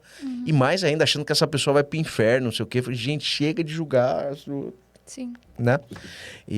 Então, a Maria Jandira, eu acho que o grande papo dela é a depressão. E como a sociedade pode matar alguém ao ignorar esses sinais. A gente deixar pra lá, a gente Primeiro mata por dentro. Primeiro mata por dentro. Que foda, né? Pô, você falou sério pra caralho, agora eu nunca tinha visto isso. Às vezes eu falo sério, às vezes eu falo brincando. Mas é você isso fala aí. sério também. É isso aí. Mata por dentro alguém. E a história da Maria Jandira é incrível, porque ela tem, nesse processo, por conta da profissão dela, por conta do jeito dela ter morrido, uma tentativa muito forte de proibir as pessoas, inclusive de ir no cemitério, pedir ajuda para ela. Nossa. Tem um artigo de um jornalzão, que até hoje existe, que fala, como Campinas, a cidade, não é pujante economicamente, não sei o quê, tem uma figura devocional que era prostituta e suicida. Muito louco, cara. E houve uma proibição de acesso ao túmulo dela para devoto que queria ir lá visitar, isso nos anos 50. E aí é louco, né, cara? Porque o silêncio, esse silêncio, essa imposição de silêncio vira uma avalanche. Toda vez que tentam frear essas coisas, e várias outras, ela vem como uma avalanche, né? Não adianta tentar conter isso. E hoje ela é famosíssima por conta disso. Acho que a gente colaborou também. Eu. acho que eu colaborei bastante para ela ficar conhecida no Brasil. Continue. Porque eu continuo falando dela e falando dos lugares e falando desse tipo de devoção que um monte de gente não gosta que eu fale, mas fazer o quê, né? Vou falar. Isso que eu não quis, eu não consegui ser, jogador de basquete. Eu não consegui ser publicitário. Advogado eu consegui ser. Mas eu não sei se isso é uma virtude. Isso é um defeito. Isso é um desvio de caráter. Brincadeira, OB. É uma brincadeira. Mas eu gosto de contar essas histórias, cara. Acho que eu sou um contador de história. E são histórias que você ouve de outras pessoas, né? E você pesquisa também, você vai atrás de documentos, de livros. Do que tem de referência. Então, a história da Maria Jandira, eu lembro que o pessoal de Campinas mesmo falou, pô, mas de onde você tirou esse negócio que ela é uma pombagira? Num livro. É um livro de 1996, que um professor chamou Oscar Calaviaçais, um espanhol, que estudou um livro editado pela editora da Unicamp. Ele fala, em 96, quer dizer, não é de agora, mas que já existia uma interpretação dela como pombagira. Entendi. Ela tá onde? No Cemitério da Saudade de Campinas. Saudade. E a gente tem no Cemitério da Saudade de Campinas, cara, mas tem tanta história. Ainda tá lá. Tá, qualquer dia, se você me chamar de novo pra ver aqui, a gente fala de mulheres assassinadas. Quero ver se vocês conseguirem dar risada, fazer piada. É um desafio. Não, Danda Rosa, quando eu vi você contando, eu não consegui. Porque a gente tem vários desdobramentos dessas histórias. Eu tenho os meus limites. Eu sei. Tem o limite do seu humor. Eu tenho o limite. Limite do seu humor. O humor não tem limite, mas eu tenho um pouquinho, eu tenho. Porque a gente tem algumas coisas, por exemplo, tem uma história que é muito assustadora também, da loira desconhecida de Itu. Uma moça que foi encontrada na estrada Itu, Jundiaí, com um monte de tiro nas costas, nua. Foi levada pro IML. Ninguém reconheceu essa moça. Meu Deus. Nos anos 70. 72, se eu não me engano. Ninguém encontrou o cara que fez isso, ninguém reconheceu essa moça. Uma senhora muito compadecida, que era costureira, deu um vestido para ela, e aí dizem que era um vestido de noiva. Ela não era noiva, mas ela foi enterrada com um vestido de noiva. E aí tiraram fotos, porque já existia polícia técnica, não sei o quê. Muito bem. Houve uma matéria do Geraldo Luiz, do Balanço Geral. Balança! E o que acontece? 2 famílias que tiveram mulheres perdidas nesse período reconheceram. E aí eles foram lá, até hoje não fizeram um exame de DNA que solucionaria o assunto. Mas essas moças, essas 2 famílias reclamaram e, a partir de fotografias que foram mostradas para as testemunhas da época, que ao tempo da matéria estavam vivas, eles apontaram possivelmente a moça de Jaraguá do Sul como a que eles tinham visto morta. Quer dizer, isso tudo graças a quê? A um processo devocional. Porque a loira desconhecida virou uma milagreira. E se alguém que tinha interesse em esconder aquela morte, em querer que ela nunca fosse identificada, se estiver vivo até hoje, pode estar com o butico apertado, porque vai que façam. Não, vai que façam DNA, vai que consigam voltar com essa investigação, descobrir quem fez. Então, parece que é uma coisa boba, uma coisa folclórica, mas tem tanto desdobramento. Recife tem a história da menina sem nome. O processo devocional tornou essa menina conhecida nacionalmente, principalmente para quem estuda, evidentemente isso, mas ninguém esquece da menina sem nome, que era para ser uma criança esquecida, que foi encontrada na praia do Pina, em Recife, estrangulada, foi enterrada como indigente, desenvolveu-se ali um processo devocional a ela, e ela nunca mais foi esquecida por conta disso. Menina sem nome. Tem um monte de mulher que é morta e que vira milagreira de cima. Tem um monte de mulher que é morta, não é identificada e não acontece nada. Nem com quem fez, nem com ela depois. Mas tem várias que se desenvolvem processos devocionais que a gente fala delas e, em alguma medida, essa ferida não cicatriza porque os devotos daquela pessoa ficam indo lá. Então, em alguma medida também tem um sentido de justiça, se não justiça dos homens, fazer com que aquele lugar e aquela pessoa seja sempre lembrada como a memória de um puta trauma, de uma coisa que mobiliza a comunidade. Eu acho isso legal também. Você tem pesadelos? Você dorme bem? Com minhas dívidas. Depois de todas essas informações que você pesquisa, Tem coisa que me pega. É, Violência contra criança me pega. é. Violência contra a mulher, esse tipo de coisa. Ana Rosa, por exemplo, ficou na minha cabeça há muito tempo. A história dela. Você imagina uma moça super legal. Essa não é uma lenda, aconteceu real. Aconteceu. Não é que só aconteceu real. Tem uma música feita pelo Tião Carreiro e Pardinho pra ela. O impacto dessas coisas Ela é da são onde? tão grandes, de Botucatu. Botucatu. O impacto dessas coisas são tão grandes na comunidade que acontecem várias outras coisas junto que fazem com que elas não sejam esquecidas. Essa que é a loucura do assunto. Tinha tudo para ser esquecido, mas não deixam. Não tem mais investigação, não tem mais... Os caras da Ana Rosa foram absolvidos pela justiça.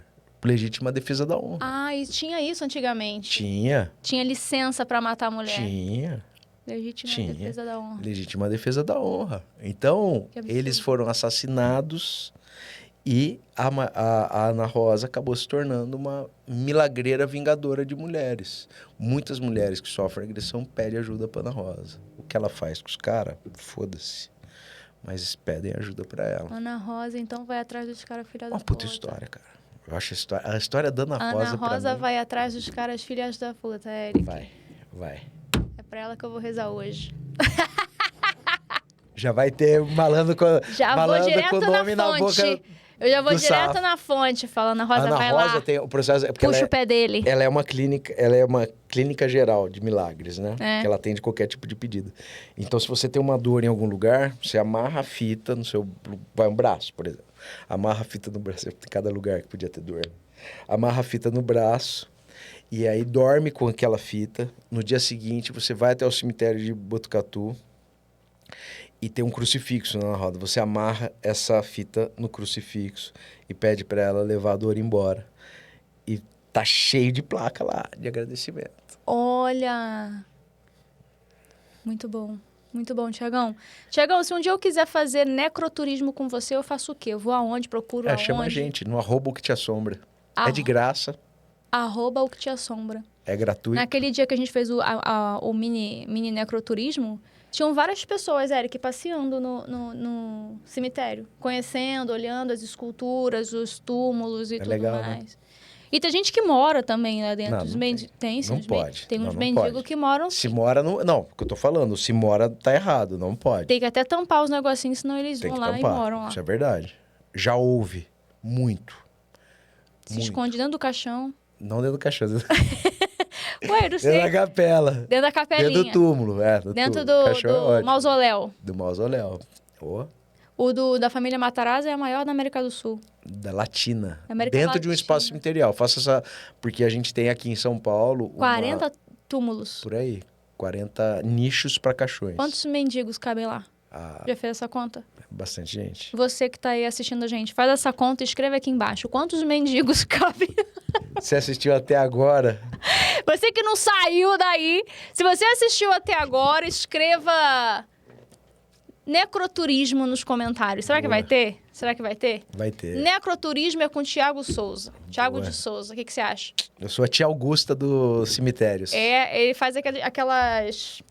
Caramba, aquelas excursões escolares para os cemitérios. Já Ele fiz, é à sabia? noite, Já tá, fiz, galera? sabia? É mesmo? Já fiz. Excursões escolares no cemitério? Claro. Eu já fiz passeio para criança no cemitério. Claro, pensei em um passeio Claro. especificamente. Não vou discutir a morte com as crianças. É meio penadinho. Antes que as pessoas queiram me matar. Não, eu entendi. A gente faz... eu fiz 2 passeios... acho que faz uns 2 anos. E foi super legal, cara. As crianças surpreendem a gente demais. Imagino. Muito. Porque, claro, as abordagens, tudo tem que ser trabalhado para aquilo. Mas no fim das contas, elas têm uma curiosidade muito grande. Porque você, eventualmente, pode oferecer essa experiência para uma criança. Ela enterrar o avô, Sim, a sim. avó. E aí, o que é aquele lugar? Para onde vão as pessoas que eu gosto? E tem história aqui mesmo, e dá aquele sentido que a gente falou de continuidade. Quer dizer, a gente pode continuar existindo, a vida acaba. Desde muito cedo a gente descobre isso, mas a gente continua existindo. A partir de afeto, a partir das memórias, das lembranças. Então, a abordagem com criança em diferente. esse espaço é como se fosse um museuzão mesmo, como se fosse uma noite no museu. Então, fala a história da escultura, fala a história do personagem, conta a história do jogador de futebol, do artista. As crianças eram loucas para ir visitar o túmulo do José Mujica, que era o pai do Zé do Caixão. Ah, o Zé do Loucas. Caixão! Zé Loucas. do Caixão é uma lenda, É uma figuraça. é uma As crianças figura do adoram. folclore Parece, brasileiro.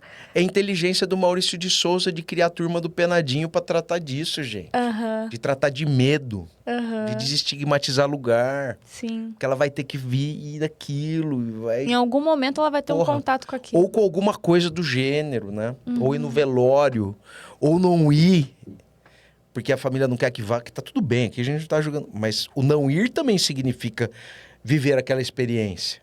Ir é uma experiência, não ir também é uma experiência. Por que que eu não posso ir nesse lugar? O que que tem lá? As crianças têm... Cara, a gente surpreende com criança, cara. É. Muito legal. Eu tenho 2 filhas, né? Uma mais novinha, de 7 anos, e uma que vai Mas as fazer crianças 14. foram de dia. Não, sempre de dia.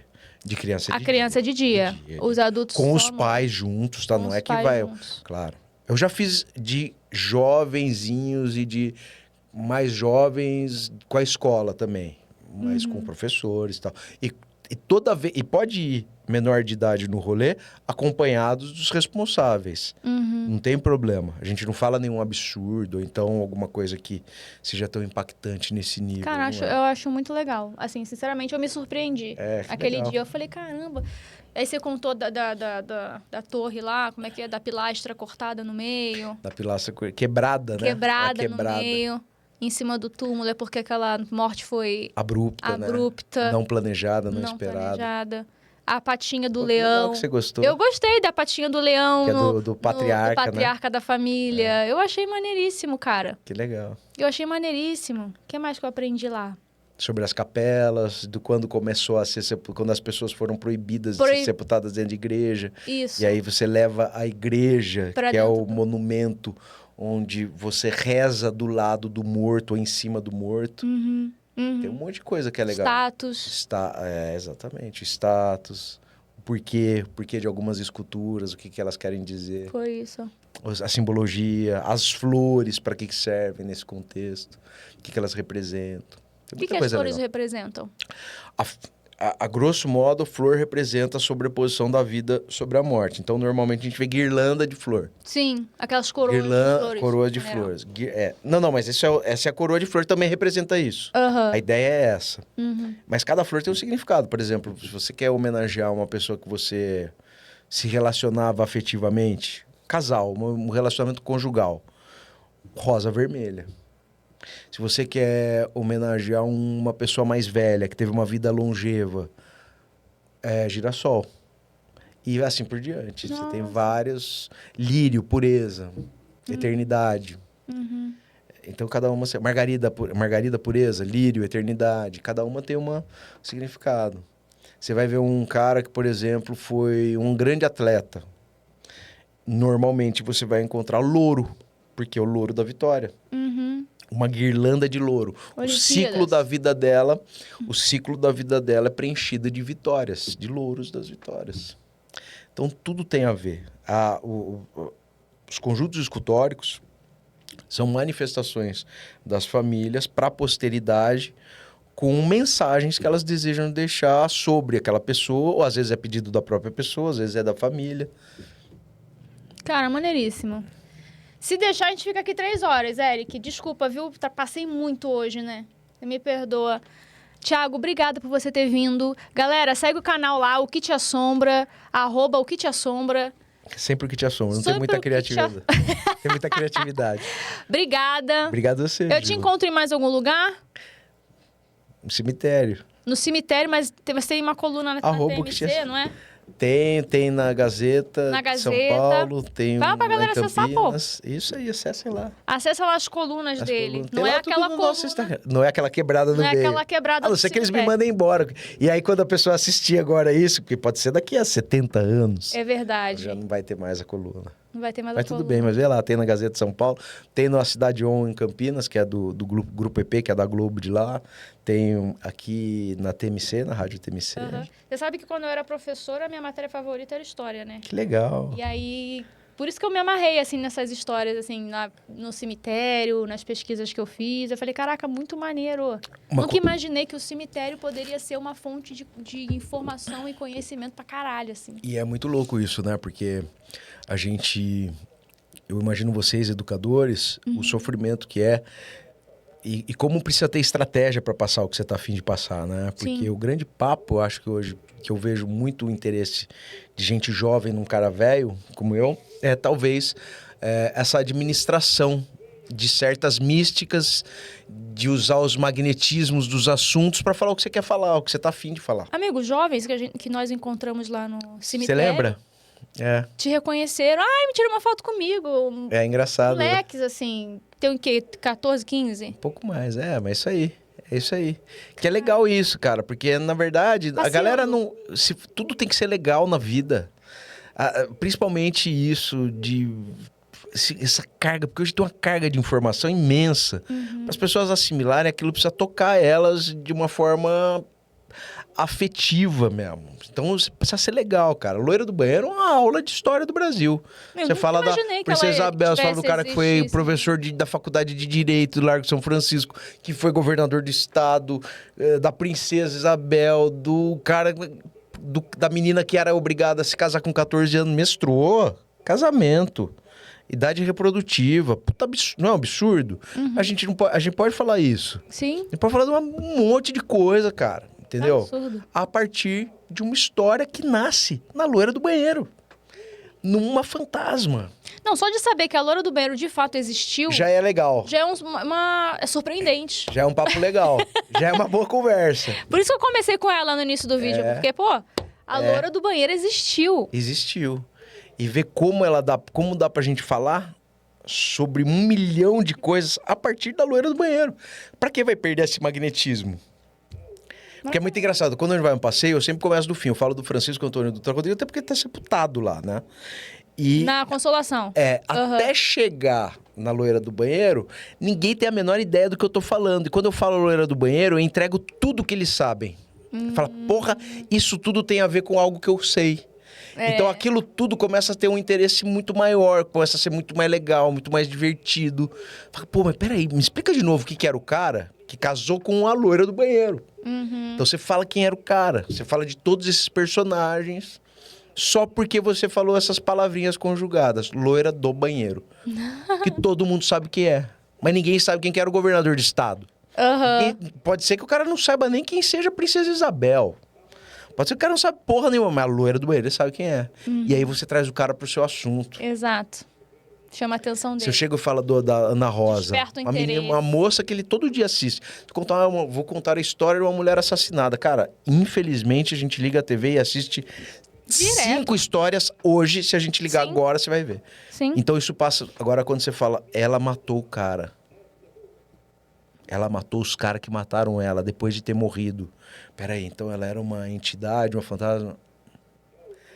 A gente fala sobre o assunto, a gente fala sobre feminicídio, cara. A partir de uma história cheia de mística. Coloca um holofote nesses assuntos. Isso. Através dessas estratégia. A minha palestrinha que eu vendo de vez em quando... Você vende palestra? Fala aí. Chama... O poder sobrenatural de contar histórias. Que é isso, de como a gente administra isso. Por que a loira do banheiro? Qual que é a razão de sucesso da loira do banheiro? Por que ela é tão adaptável? Por que não sei o quê? Por que tem história que dura muito? Por que tem história que dura pouco? Por que existem certos tipos de histórias que estão ligados a esse tipo de abordagem? Por exemplo, noiva fantasma só existe noiva fantasma porque um dia o senso comum da nossa sociedade concebeu a ideia de que o propósito de vida de uma mulher era o de se casar com um homem. Ela não era mais nada. E quando ela está nos trilhos desse acontecimento e morre, o que pode acontecer com uma mulher que tinha essa missão, que tinha esse apego? Virar uma fantasma. Porque o looping dos fantasmas é o quê? Apego. é vontade de saciar de cumprir uma missão, de refazer uma injustiça, de mostrar. Você assiste o filme agora de fantasma, tá? O fantasma da casa atormentando, não sei o quê. Ele não é o mal da história, ele quer só mostrar onde está o corpo. Com o corpo você sabe quem matou. Tal. Ele quer revelar alguma coisa, ele quer falar sobre algo. A Noiva Fantasma traz isso pra gente. Não tem novas histórias de noivas fantasmas. Tem uma porrada de antiga, porque pensava desse jeito. Quantos noivos fantasmas você conhece? Nenhum. Eu conheço um, que é de festa junina. Que não era. Padre Kelmon. É o padre. Que casou, que quase casou. Padre Kelmon não era de festa junina, segundo a Soraya? Mas o lance qual que era? Esse Ele noivo... era padre? Não, ele era um noivo de festa junina que tava bêbado, foi pular uma fogueira, caiu na fogueira, morreu queimado. Olha. E aí ele aparece nas festas juninas pra assombrar a galera. Como noivo fantasma, é o único. E vê que ele nem era o noivo de verdade. Ele era o padre. Você tá insistindo. O padre tem relação com outra lenda, que é a mula sem cabeça. A mula sem cabeça. Tô confundindo. Isso, tá confundindo. Não, o noivo fantasma só tem esse. O noivo fantasma é da festa junina. A mula sem cabeça era o padre. É a mulher que se relacionava com o padre. Mulher que namorava padre, que desviava... Olha só que interessante. Tem mulo sem cabeça? Não tem. Não tem, só a mula. Mula. O padre...